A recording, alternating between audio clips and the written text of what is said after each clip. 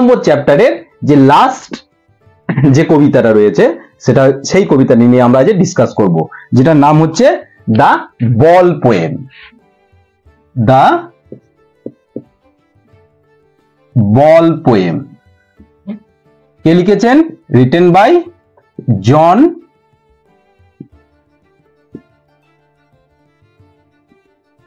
বেরিম্যান। ঠিক আছে, written by John বেরিম্যান। অর্থাৎ এই যে বল পোয়েম, তাহলে নিশ্চয়ই বল রিলেটেড কিছু তোমাদের রয়েছে, তাই তো? সাধারণ ভাষায় দেখলে যেটা মনে হয়, এই যে কবিতাটা, অর্থাৎ আগেরটা আমরা পড়ে আসলাম how to tell wild animals, এবার আমরা পড়বো দ্য বল পোয়েম জন বেরিম্যান। এই যে এখানে বল পোয়েমে এখানে হঠাৎ একটা ছেলে, সে সমুদ্র অর্থাৎ ডক ইয়ার্ডে সে কি করছে? বল নিয়ে খেলা করছে। তো খেলা করতে করতে কি হয়, সাধারণত বলটা তার সেখান থেকে বাউন্স করে, মানে বাউন্স করতে করতে করতে কোথায় গিয়ে পড়ে? সমুদ্রে গিয়ে পড়ে যায়। তো পড়ে যাওয়ার জন্য সেখান থেকে বলটা তার থেকে দূরে সরে চলে যায়। তো সেই সিচুয়েশনটা দেখে সেই যে ছেলেটা, সে কিন্তু পুরো মানে কি বলবো, একদম স্টিফ হয়ে যায়। কেন? কারণ তার কাছ থেকে সে বলটা চলে যাচ্ছে। এখানে কিন্তু সেই বলটাকে যাওয়া দেখে, বলটার দাম এবার কত? দাম, বলের দাম কিন্তু বেশি নয়। এখানে কিন্তু আমাদের পোয়েট সে কিন্তু ইন্টারফেয়ার করেনি, সে চাইলে কিন্তু বলটাকে কিনে দিতে পারত। কিন্তু সেই বলটার সাথে সেই ছেলেটার যে তোমার একটা পার্সোনাল বিলঙ্গিংনেস, যে পার্সোনাল অ্যাটাচমেন্ট যেটা ছিল, সেটা তো আর কিন্তু পয়সা দিয়ে কিনে দেওয়া যাবে না। তার সাথে সাথে তাকে একটু কেয়ারফুল হওয়াও দরকার ছিল ছেলেটাকে। অর্থাৎ এখানে এই যে বল, এখানে এই বলটা এখানে এটা আমরা এখানে সিম্বলাইজ হয়েছে past childhood, past childhood and memory, তাই না? পাস্ট চাইল্ডহুড এবং মেমোরিকে কিন্তু এই তোমার বলটা ইন্ডিকেট করছে। অর্থাৎ এই যে কবিতাতে এখানে আমাদের কবি বুঝাবেন, অর্থাৎ in this poem the poet, মানে বলতে পারি পোয়েট, এই যে আমাদের পোয়েটকে জন বেরিম্যান, তাই তো? Through this poem he describe, সে বর্ণনা করেছে দ্য রিয়েলিটি অফ লাইফ, জীবনের আসল বাস্তব জিনিসটা কি, which everyone has to face one day, যেটাকে একদিন প্রত্যেককেই কিন্তু আমাদেরকে ফেস করতে হবে। ছেলেটা যেমন, বলটা যেমন একদিন চলে গেল, সেরকম হাউ, এবং শুধু আমাদের কিভাবে ফেস করব এবং কিভাবে স্ট্যাকেল করব, এবং আমাদের প্রত্যেককে কি করতে হবে, হাউ টু স্ট্যান্ড আপ, তাই তো, against the misery and sorrows of the life. এটাই কিন্তু আমাদের কবিতার মেন থিম। ঠিক আছে, যেখানে আমরা কবিতাটা যখন লাইন বাই লাইন যখন পড়বো, তখন আমরা কিন্তু এটা বুঝতে পারবো। তো চলো স্টার্ট করি। তো দেখো প্রথমে কি রয়েছে, এখানে বলছে what is the boy now who has lost his ball, what is he to do? I saw it go merrily bouncing down the street and then merrily over there it in the water. অর্থাৎ কি বলছে? I saw, অর্থাৎ এখানে first person যে কবি বলছে, কি বলছে? কবি দেখছেন, কি দেখছেন? দেখো কি বলছে যে what is the boy now who is lost his ball, অর্থাৎ এবার ছেলেটি কি করবে যে বলটা হারিয়ে ফেললো। কেন? what is he to do? I saw it go মানে পোয়েট আমাদের জন বেরিম্যান দেখছে যে ইট মানে হচ্ছে বলটি কিভাবে তার কাছ থেকে দূরে চলে যাচ্ছে। কিভাবে যাচ্ছে? মেরিলি বাউন্সিং, মেরিলি মানে খুব আনন্দে, জয়ফুলি, মানে লাফাতে লাফাতে, বাউন্স মানে লাফাতে লাফাতে যাবো, চলে যাচ্ছে, ড্রপ খেতে খেতে চলে যাচ্ছে ডাউন টু দ্য স্ট্রিট, রাস্তার নিচ দিকে, and then merrily over, and there কি হচ্ছে? It is in the water, তারপরে সে বলটা কোথায় গিয়ে পড়ে? জলে গিয়ে পড়ে। বোঝা গেল? অর্থাৎ এখানে ছেলেটি বল নিয়ে খেলা করছিল এবং সেই খেলা করতে করতে তার হঠাৎ সেখান থেকে বলটা বাই চান্স তার হাত থেকে পড়ে কোথায় চলে যায়, আস্তে আস্তে লাফাতে লাফাতে রাস্তার নিচ ধরে, অর্থাৎ ডাউন, রাস্তাটা হয়তো মেবি ডাউন ছিল, তো রাস্তাটা নিচ ধরে ধরে কোথায় গিয়ে পড়ে, জলে গিয়ে পড়ে। তারপর দেখো, নো ইউজ টু সে ও দেয়ার আর আদার বলস, an ultimate shaking grip fixes the boy as he stands rigid, trembling and staring down all his young days into the harbor where his ball went. I would not intrude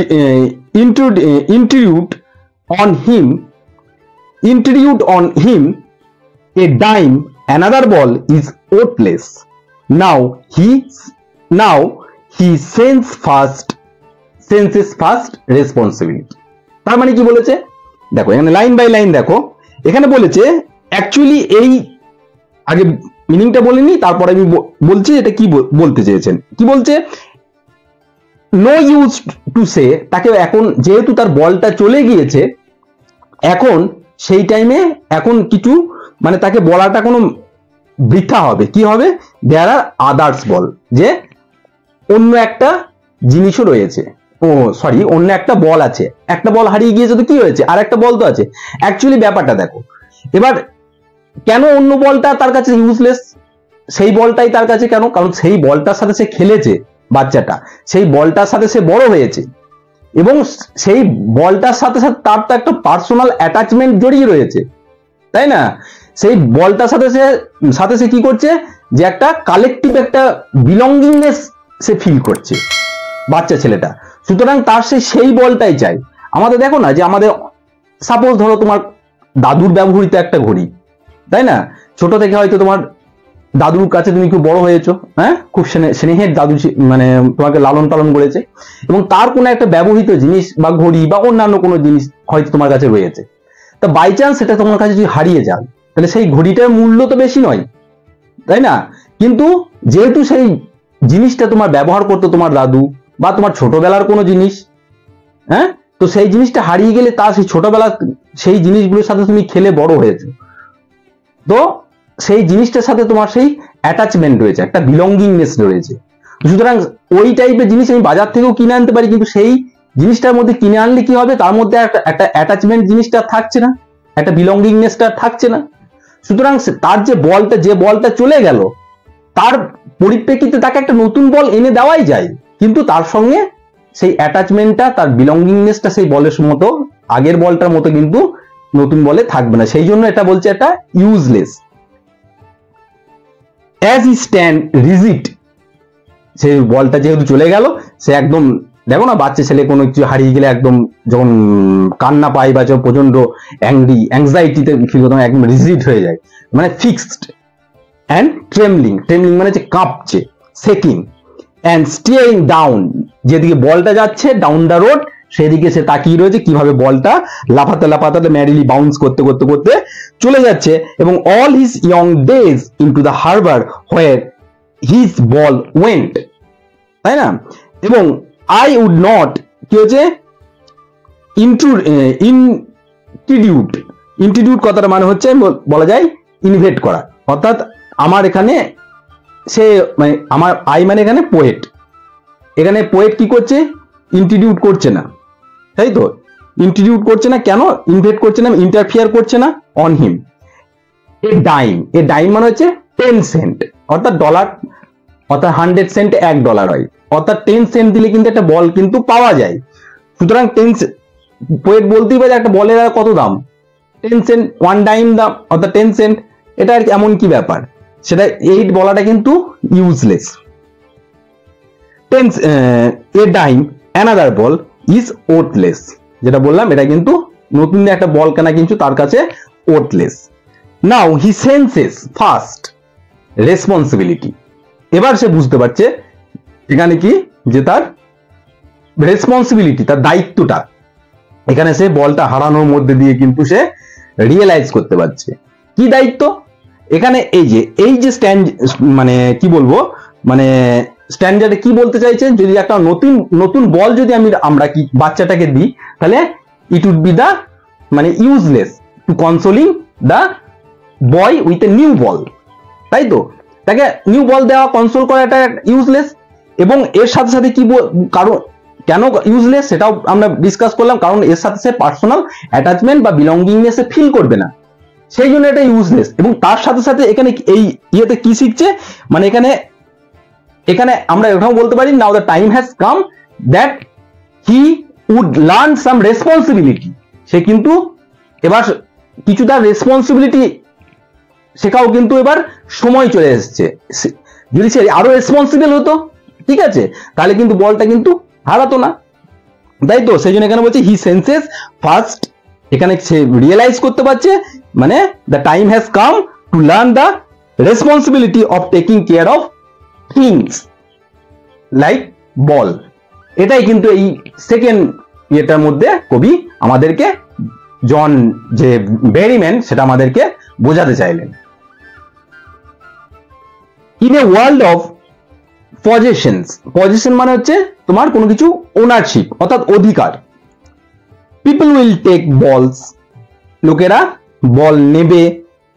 আর কি, বলস will be lost always, এখানে বল কিন্তু সবসময় হারিয়েও যাবে। Little boy, ঠিক আছে, and no one by a ball back, কিন্তু কেউ আর এই বলটাকে ফিরে পাবে না। মানি ইজ এক্সটার্নাল, এখানে বলছে মানি হচ্ছে পয়সা, টাকা পয়সা, এটা হচ্ছে এক্সটার্নাল মানে বহির্জাগতিক বস্তু।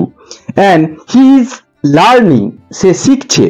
Well behind is desperate eyes, desperate মানে হচ্ছে এখানে হোপলেস, সে দেখছে হোপলেস আইজ দিয়ে। সে কি দেখছে, কোন জিনিসটা দেখছে, যে বলটা তার কাছ থেকে আস্তে আস্তে আস্তে আস্তে দূরে সরে চলে যাচ্ছে, সে কিন্তু কখনোই বলটাকে আর ফিরে পাবে না। এখানে কি বলেছে, মানি হচ্ছে এক্সটার্নাল, তাই তো? তার মানে কি, যেটা আগেই বললাম, এখানে পয়সা দিয়ে এই যে মেটেরিয়ালস থিং তুমি হয়তো কিছু কিনতেই পারো এবং সেই জিনিসটা তোমার আয়ত্তে থাকলো, কিন্তু সেই জিনিসটা তো একদিন না একদিন সেটা হারাবে। সেটা তোমার কাউকে, এখানে বল বলেছে, এখানে কারো ভালোবাসা হতে পারে, তোমার কেউ প্রিয়জন হতে পারে, কারোর সাথে গুড রিলেশনশিপ হতে পারে, তাই তো? বা আরো তোমার প্রিয় বস্তু হতে পারে। সেই জিনিসটা বলের ফর্ম এখানে যেমন বলেছে, সেই বলের মতো একদিন লোকেদের মেটেরিয়ালস থিংস দিয়ে, অর্থাৎ পয়সা দিয়ে, এখানে মানি এক্সটার্নাল, অর্থাৎ পয়সা দিয়ে সেই জিনিসগুলো তুমি হয়তো কিনবে, ঠিক আছে, কিন্তু আবার সেই জিনিসগুলো হয়তো একদিন না একদিন তোমার কাছ থেকে হারিয়েও যাবে এবং দুঃসময়ও আসবে তোমার। তো এই জিনিসটা কি হচ্ছে, এখানে কি বললাম, পয়সা হচ্ছে, পয়সা দিয়ে সেই তোমার কিন্তু সেই জিনিসটা হারিয়ে যাবে, যে হয়তো তোমার কোনো প্রিয়জন হারিয়ে গেল, তার সাথে তোমার যে অ্যাটাচমেন্ট, তার সাথে যে মেলামেশা, তার সাথে যে গুড টাইম স্পেন্ড করা, সেই জিনিসগুলো তুমি আর তো ফিরে পাবে না। আর টাকা পয়সা দিয়ে তো সেই লোকটাকে তুমি আর তো ফিরিয়ে আনতে পারবে না, পারবে কি? সেই জন্য এখানে কি বলছে, মানি হচ্ছে এখানে কিন্তু এক্সটার্নাল, সমস্ত মানে টাকা পয়সা দিয়ে কিন্তু সবকিছু কেনা যায় না। মানুষের দুঃখ সুখ এই সমস্ত হ্যাপি, মানে তারপর তোমার সরো, এই ব্যাপারগুলো তো থাকবে, এগুলো তো টাকা পয়সা দিয়ে লেনদেন করা যায় না বা টাকা পয়সা দিয়ে কেনা যায় না। সেই জন্য কি বলেছে, মানি ইজ এক্সটার্নাল, এবং সেই জিনিসটা ছেলেটা বা বুঝতে পারছে, ঠিক আছে, যে বলটা আমি আর ফিরে পাবো না, সেজন্য হোপলেস এবং ডেসপারেট আইজ দেখছে। দ্য এপিস্টেমোলজি মানে হচ্ছে তোমার knowledge. The epistemology of loss, এই যে হারানোর যে জ্ঞান, ঠিক আছে, প্রত্যেকটা জিনিস একদিন না একদিন, এটাই মানে ধ্রুব সত্য, যে প্রত্যেকটা জিনিস, তোমার যেটা প্রিয় জিনিস, সেটা একদিন না একদিন হারিয়ে যাবে। একদিন এই বলের ফর্মে, বলটা যেমন ছেলেরা কাছ থেকে হারিয়ে গেল, সেরকম প্রত্যেকটা জিনিসই একদিন না একদিন তোমার কাছ থেকে কিন্তু হারিয়ে যাবে। এটাই হচ্ছে এপিস্টেমোলজি অফ লস, হারানোর জ্ঞান। এবং হাউ টু স্ট্যান্ড আপ, তুমি জ্ঞান রিয়েলাইজ করে, নিজেকে ইন্ট্রোস্পেক্ট করে কি বুঝতে পারছো এবং তুমি কিভাবে স্ট্যান্ড আপ করবে, ঠিক আছে। অর্থাৎ এখানে প্রথমেই আমরা বলেছিলাম, এখানে পোয়েট ডিসক্রাইব করেছে কি, যে মানে দ্য রিয়েলিটি অফ লাইফ, এবং যে which everyone has to face one day, এবং how to stand up against the misery and the sorrow of the life. এখানে ছিল stand up knowledge what every man must one day know, যেটা প্রত্যেক মানুষই একদিন না একদিন জানতে পারবে, রিয়েলাইজ করতে পারবে, বুঝতে পারবে। And most know many days and how to stand up, এবং আস্তে আস্তে সে বুঝতে পারবে কিভাবে তোমাকে এই লস থেকে তোমাদেরকে কি করতে হবে, ঘুরে দাঁড়াতে হবে। হাউ টু স্ট্যান্ড আপ, তোমার যেটা হারিয়ে গেছে অ্যাজ এ বল হিসাবে তোমাকে এখানে পোয়েম তোমাদেরকে দেখালো। কি দেখালো? পোয়েটা আমাদেরকে দেখালো একটা ছেলের মাধ্যমে তার একটা বল হারিয়ে গেলে তার কি সিচুয়েশন হয়।